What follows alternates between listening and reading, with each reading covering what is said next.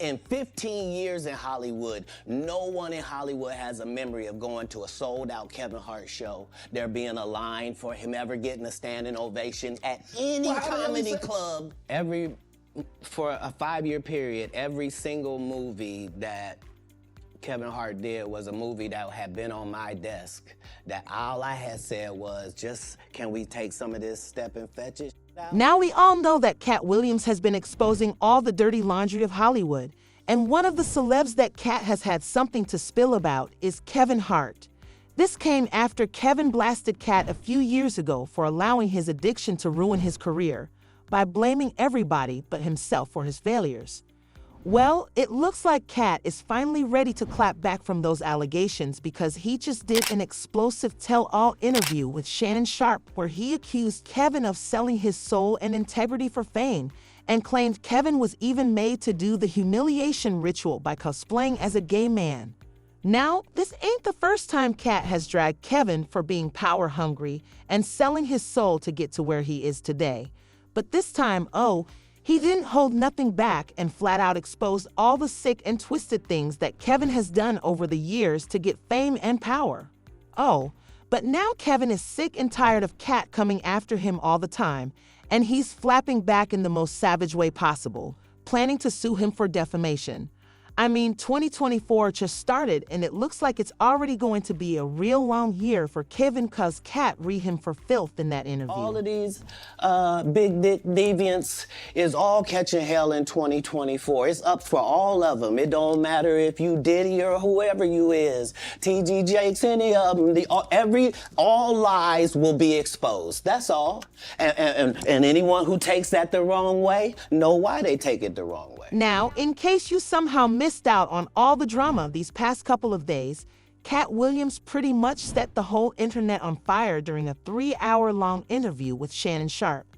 When this interview was initially announced, a lot of people thought Katt was just going to be his usual goofy self and probably spend the whole time cracking jokes. But baby, then he'd do the complete opposite. He exposed the entire industry's dirty laundry, and it got a lot of people scrambling to respond to him. However, what really got folks' attention was when Katt called Kevin out for being power-hungry. And baby, this had people gagged because this ain't the first time Katt has shamed Kevin for selling his soul for fame. In fact, he first called him out a couple of years ago when he blasted Kevin for pretending to be gay in an SNL skit.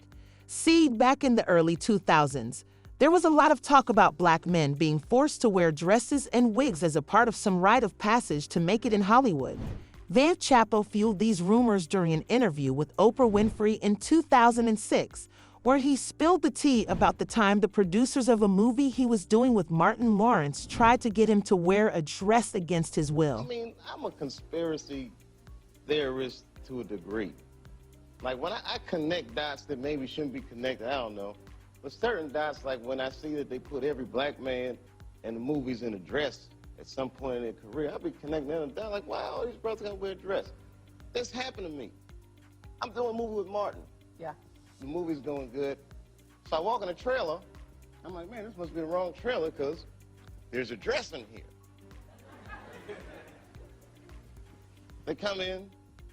The writer comes in. I think he's the writer. He's like, Dave, listen, you got this hilarious scene where Martin's sneaking out of jail. So he disguises you as a prostitute. And you put this dress on, and what? A prostitute? Nah, I'm not doing that. I don't feel comfortable with that. That should have been in the discussion. What? You don't feel comfortable with it? I mean, it's a hilarious bit. All the greats have done it. So, well, if all the greats have done it, it's kind of hacky, right? You're a writer. So why don't we just not do it? Because I don't feel comfortable wearing a dress. Oh, come on, Dave, listen, we got it all set up. We're supposed to shoot. Every minute you waste costs this much money. You know, the pressure comes in. He said, I'm not wearing no dress, man. I'm funnier than a dress. Just give me something funny to say. I don't need to wear no dress to be funny. What am I, Milton Berle? You know, we're going like this. And then finally he's like, and he leaves. And then, like, the director comes, Dave, it really would be great if you wear the dress. But this is where things get even more interesting because Dave said the producers had another script ready just in case they weren't successful in getting him to put the dress on and cosplay as a woman. But the minute it was clear, I was adamant, I'm not wearing a dress. I'm not wearing the dress. All right, fine. think of something else. Guy comes back 10 minutes later, the whole new scene. Hot damn, how did you write the scene so fast? And this interview really had people shook at the time, and other celebrities started to get asked what their thoughts were on Dave's comments during the interview. And of course, one of those celebrities was Kevin Hart. Kev initially tried to laugh it off, but still made it crystal clear that he would never let go of his morals to put on a dress. Another great comedian said that, in the industry, they tried to make him wear a dress. Have you ever ran into that with scripts, and is that something that you wouldn't do for I definitely haven't ran into to put on the dress. I mean, you have to have boundaries. You have to have limits that you refuse to cross. For me, I know what they are. They've yet to been challenged, so I don't have to speak on them. I was asked to dribble a basketball on a talk show this morning. You look said good no to doing that. Not that was a dress, but I was like, no, I'm gonna look stupid. At the end of the day, you got to know that you're a brand. I'm a brand. You need to protect your brand at all times. When things happen that can possibly affect your brand, your brand can be diminished, and you don't want that to happen. So, protecting my brand is definitely a priority. After this interview, Kevin shamelessly popped out in an SNL skit wearing a dress and a wig. Now, there's a real high chance he was never against wearing that dress in the first place, and that this was probably within his limits. But a lot of people felt like he did it to please the higher-ups in the industry, because he wanted more fame and power. Now, Kevin ain't no struggling actor or nothing like that. He was doing pretty good for himself. But after this SNL skit, his career jumped to a whole new level, and he was being put in even bigger movies.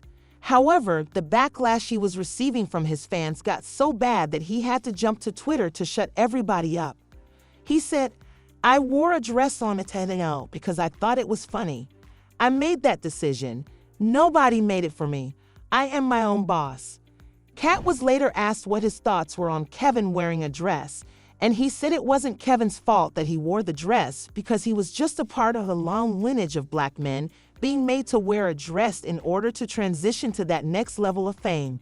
Kevin was just doing what he needed to do to make it in Hollywood. At the end of the day, Kevin doesn't have to worry about what people are going to say about him wearing a dress because of the long line of dress-wearing people before him. So now we have Big Mama's house 1, 2, and 3. Yeah. I've never seen Madea in a pantsuit. I think she wears dresses. So now I'm saying, why are we picking on poor little Kevin Hart?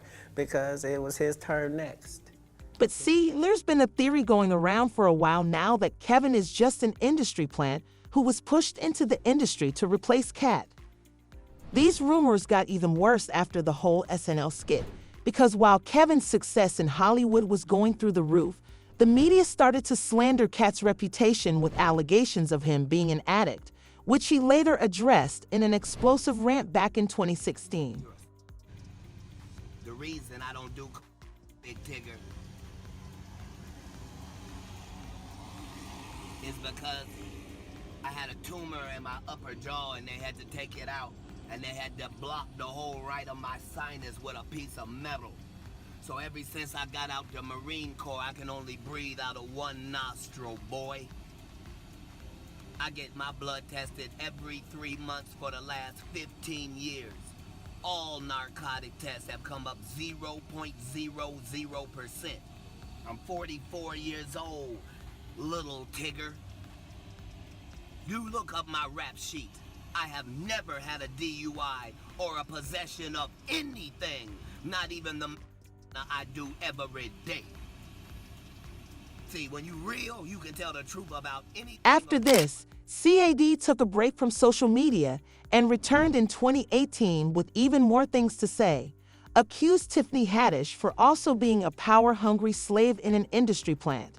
But now, I want to know your thoughts. Do y'all really think Kevin sold his soul in his quest for power and fame in Hollywood? Y'all been knew what to do. Let me know your thoughts in the comment section down below, and don't forget to click here to watch this other very messy video.